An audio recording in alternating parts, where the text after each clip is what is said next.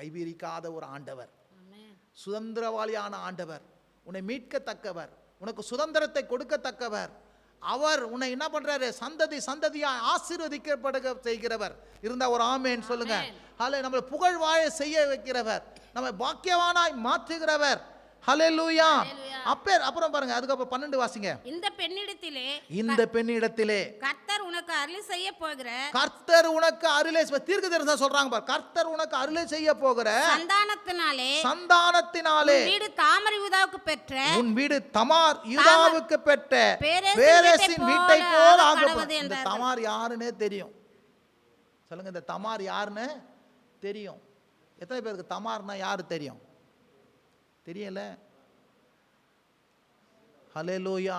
ஆனா வாழ்த்து சொல்ல என்ன பண்றான் அந்த தமாரு?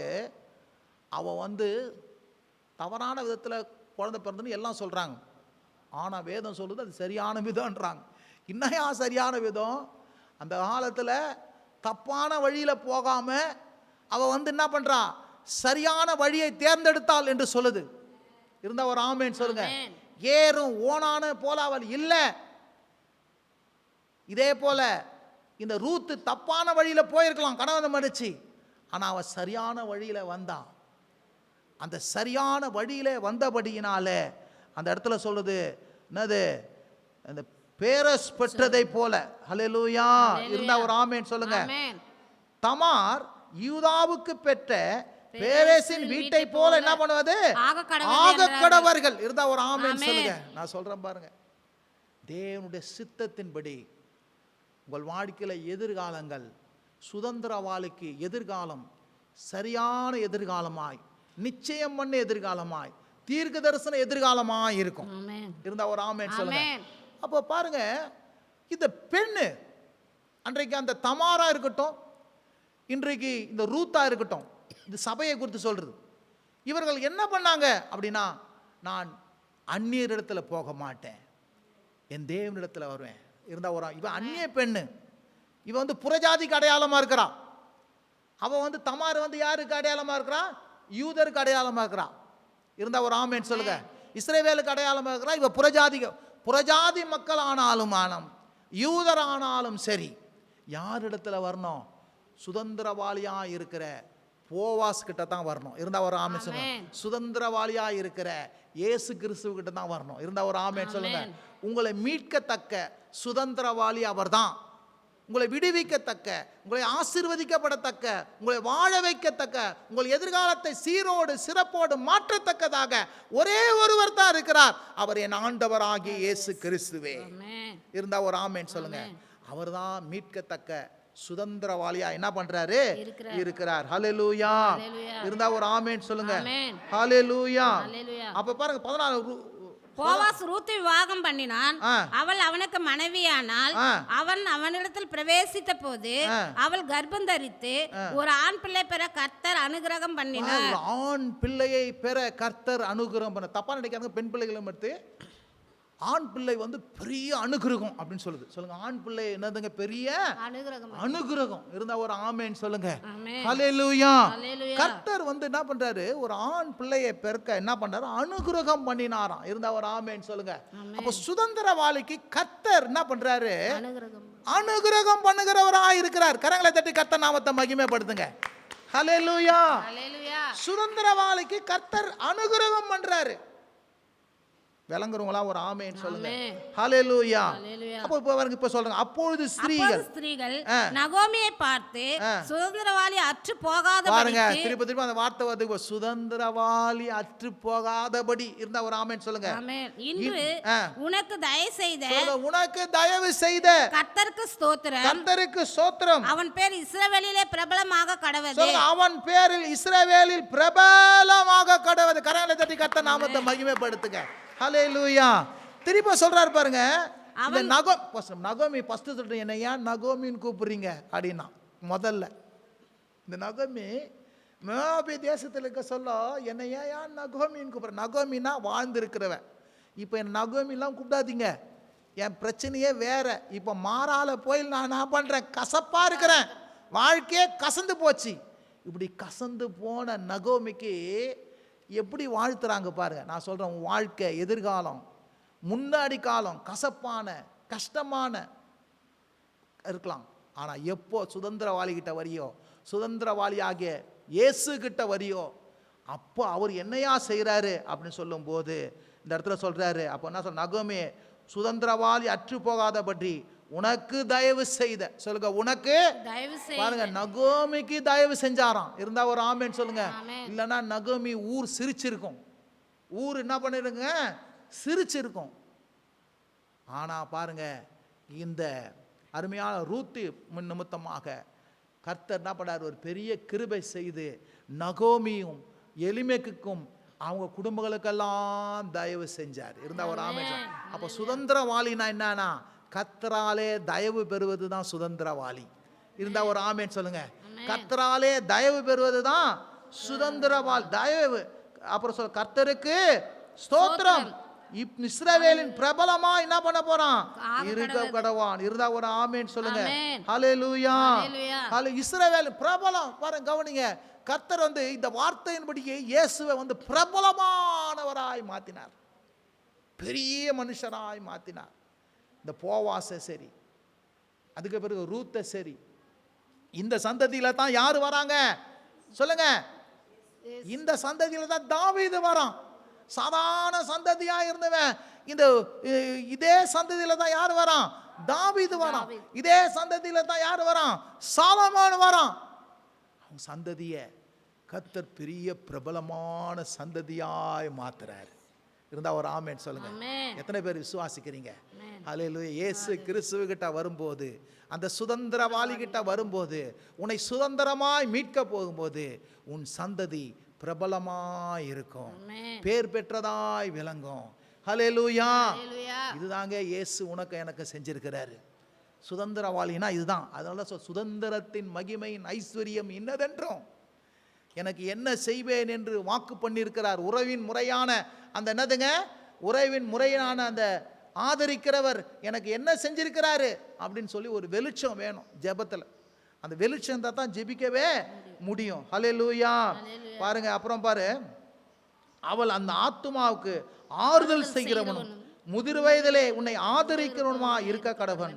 உன்னை சிநேகித்து 7 குமாரரை பார்க்கலும் உனக்கு அருமையாய் இருக்கிற உன் மருமகள் அவள் பெற்றாளே என்றார்களாம். எல்லாம் வாழ்த்துறாங்க. அருமையா இருக்க 7 குமாரரை பார்க்கலாம். இந்த பிள்ளை பெற்று இருக்குது பெரிய பாக்கியம்பா. இருந்தா ஒரு ஆமேன்னு சொல்லுங்க. ஹல்லேலூயா, ஹல்லேலூயா. அப்போ நகோமி அந்த பிள்ளையை எடுத்து தன் மடியிலே வைத்து அதை வளர்க்கிறவனானால் அயல் வீட்டுக்காரிகள நகோமிக்கு ஒரு ஆண் பிள்ளை பிறந்தது என்று வாழ்த்தி அதற்கு ஓபேத் என்று பெயரிட்டாள். அவன் தாவீதின் தகப்பனும் ஈசாயின் தகப்பனுமா என்ன பண்றான் இருக்கிறான். இருந்தா ஒரு ஆமேன்னு சொல்லுங்க. அது பாருங்க, இதுக்கு பிறகுதான் இயேசு கிறிஸ்துவ சொல்ல அவன் ஆபிரகாமின் குமாரனும் தாவீதின் குமாரனும். இருந்தா ஒரு ஆமேன்னு சொல்லுங்க. ஹல்லேலூயா. பிரபலமா ஆயிட்டாரு. இருந்தா ஒரு ஆமேன்னு சொல்லுங்க. நான் சொல்றேங்க, எப்போ நியாயப்பிரமாணத்துக்கிட்ட போகாம எப்போ இயேசு கிறிஸ்துவ சுதந்திரவாளி கிட்ட வந்தீங்களோ, நான் சொல்றேன், வழி வழியாய் நீங்களும் உங்க குடும்பமும் ஆசீர்வதிப்பதற்காக இயேசு உங்களை சொந்தமாக்கி கொண்டிருக்கிறார். அவர்தான் உங்கள் உறவின் முறையான சுதந்திரவாளி. இருந்தா ஒரு ஆமேன்னு சொல்லுங்க. உன்னை மீட்க வந்த சுதந்திர வேறு யாரும் கிடையாது. அவர் அந்நியர் கிடையாது. அவர் உன்னை ரட்சித்தவர், உன்னை மீட்டெடுத்தவர், உனக்காய் ரத்தம் சிந்தியவர், உனக்காய் பாடுபட்டவர், உன்னை மீட்க வந்த சுதந்திரவாளி. இருந்தா ஒரு ஆமேன்னு சொல்லுங்க. நீ அவரிடத்துல நீ வரும்போது அவர் உன்னை கடைசி வரைக்கும் உன்னை என்ன பண்ண மாட்டாரு, கைவிட மாட்டார். கடைசி வரைக்கும் உன்னை வாழ செய்கிறவராய் இருக்கிறார். அதை தான் சொல்றாரு, பரிசுத்தவான்களிடத்துல சுதந்திரத்தின் ஐக்கியம் என்னதென்றும். இருந்தா ஒரு ஆமேன்னு சொல்லுங்க. எனக்குள்ள எப்பேற்பட்ட சுதந்திரம் கிடைச்சிக்குது, எனக்கு கிட்ட எப்பேற்பட்ட பாக்கியம் கிடைச்சிக்குது, எனக்கு எப்பேற்பட்ட மகிமை ஐஸ்வர்யம் கிடைச்சிருக்குதுன்னு சொல்லி நீங்க அறிஞ்சிருந்தீங்கன்னா இந்த இயேசுவையும் அற்பமா பார்க்க மாட்டீங்க, உங்க மீட்பையும் அற்பமா பார்க்க மாட்டீங்க, உங்களுக்கு நடந்த காரியத்தையும் அற்பமா சொற்பமா என்ன பண்ண மாட்டீங்க, நிற்க மாட்டீங்க. இருந்தா ஒரு ஆமேன்னு சொல்லுங்க. நீங்களும் நானும் யாருங்க, வழி வழியாய். அதான் சொல்லுது வேதம் சொல்லுது, அவர் கர்த்தருடைய இரக்கம் 1000 தலைமுறை மட்டும் இருக்குமா. சொல்லுங்க, 1000 தலைமுறை மட்டும் உனக்கு இறக்கம் இருக்கும். ஆனா விக்கிரகங்களை ஆராதிக்கிறவர்களுக்கோ 4 தலைமுறைக்கு சாபம் தொடரும். அதனால தான் என்ன சொல்றாரு, நீ விக்கிரகத்தை விட்டுடு, அவைகளை விட்டு விலகு. 2 கொரிந்தியர் தான் சொல்றாரு, நீ அவைகளை விட்டு விலகி அவைகளை தொடாத இருந்து நான் உங்களை ஏற்றுக்கொண்டு எனக்கு பிதாவா இருப்பீங்க, நீங்க எனக்கு குமார குமாரத்திகளாய் இருப்பீங்க. அப்ப பாருங்க, நம்ம கர்த்தரை ஆராதிக்கிறோம் அப்படின்னா விக்கிரகங்களை வெறுக்கணும், விக்கிர வழிபாடுகளை வெறுக்கணும். 2 கொரிந்தியர் திட்டமா சொல்ல, அவைகளை போ அப்படின்னு தூக்கி போட்டுரு. ஏசாயால சொல்லுது, அந்த விக்கிரகத்தை என்ன பண்ணு, போ சொல்லி என்ன பண்ணு, தூக்கியே எரிஞ்சிரு. எத்தனை பேருக்கு விளங்குதுங்க? அல்லேலூயா. ஆண்டவர் விக்கிர ஆராதனையை வெறுக்கிறாரு, அவனுக்கு மேல கோபமா இருக்கிறாரு. ஆனா பாருங்க, கர்த்தர் ஒருவருக்கே ஆராதனை செய்வருக்கோ 1000 தலைமுறை மட்டும் இரக்கம். அவர் ஆவியோடு உண்மையோடு ஆராதிக்கிறத தான் விரும்புகிறார். இப்படிப்பட்ட தொழுகையா இருக்கணும்னு சொல்லிட்டு தான் என்ன பண்றாரு, விரும்புகிறார். ஒரு நாள் என்ன பண்ணாதீங்க, விக்கிரகங்களை ஆராதிக்காதீங்க. படையல் போடுறேன், இந்த என்ன செத்தவங்களுக்கு இது தலைப்பா கட்டுறேன், செய்வேனை செய்கிறேன். இது நீங்கள் கூட பாருங்க, நம்ம சர்ச்சில் ஒத்துக்கிறாங்க, நான் அதை கிறிஸ்தவங்க ஞானஸ்நானத்துங்க அதெல்லாம் செய்ய மாட்டாங்க, வேணும்னா பணம் வாங்கிக்கோங்க வச்சுங்க போங்க, நான் இந்த முறை அந்த மாதிரிலாம் செய்ய மாட்டேன், இந்தாங்க பணம் வச்சுங்க போங்க. நம்ம போய் முறை செஞ்சு செஞ்சோன்னா அது நம்ம தலைமுறையை என்ன பண்ணிடுங்க, தலைமுறையை பாதிச்சிடும். தலைமுறை பாதிக்காமல் இருக்கணும்னா ஒரு நாள் விக்கிரகங்கள் பின்னாடி நம்ம என்ன பண்ணக்கூடாது, போகக்கூடாது. இயேசுவின் பின்னாடி போங்க.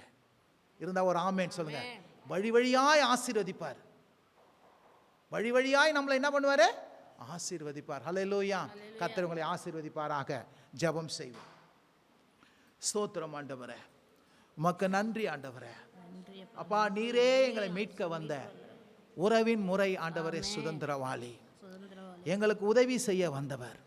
நியாயப்பிரமாணம் எங்களை மீட்கல ஆண்டவரே, நீரே எங்களை மீட்டெடுத்தீங்க, நீரே எங்களை ரட்சித்தீங்க, நீரே எங்களை சுதந்திரவாளியாக மாற்றினீங்க. எங்களை வழி வழியாய் ஆசீர்வதிப்பேன் என்று வாக்கு பண்ணி எங்களை ஆசீர்வதித்து இருக்கிறீங்களே. இப்போது ஆண்டவரே, இந்த வார்த்தையை கேட்ட ஒவ்வொருவருக்கும் ஆண்டவரே உமது கிருபை உண்டாகும்படியாக ஜெபிக்கிறோம், உமது தயவு உண்டாகும்படியாக ஜெபிக்கிறோம். அன்றைக்கு ஆண்டவரே நகோமி குடும்பத்துக்கும் ஆண்டவரே இந்த ரூத்துக்கும் எப்படி இரக்கம் காண்பித்தது போல எங்களுக்கும் இயேசு கிறிஸ்துவின் மூலமாக இந்த இரக்கத்தை காண்பிச்சிருக்கிறீங்களா ஆண்டவரே, அதற்காக உமக்கு நாங்கள் நன்றி செலுத்துகிறோம். அந்த ஆண்டவரே அந்த நோக்கத்தோடு கூட அந்த காரியத்தோடு கூட முடத்தில் நாங்கள் சுதந்திரவாளியாக இருக்கிறோம். இயேசுவே எங்கள் சுதந்திரவாளி என்று சொல்லி ஆண்டவரே நாங்கள் உம்மை பற்றி கொள்ள, உமக்காக வாழ எங்களுக்கு நீங்கள் கிருபை செய்யுங்க. வந்த ஒவ்வொரு குடும்பத்துக்காக சோத்திரம், ஒவ்வொரு பிள்ளைகளுக்காக சோத்திரம்.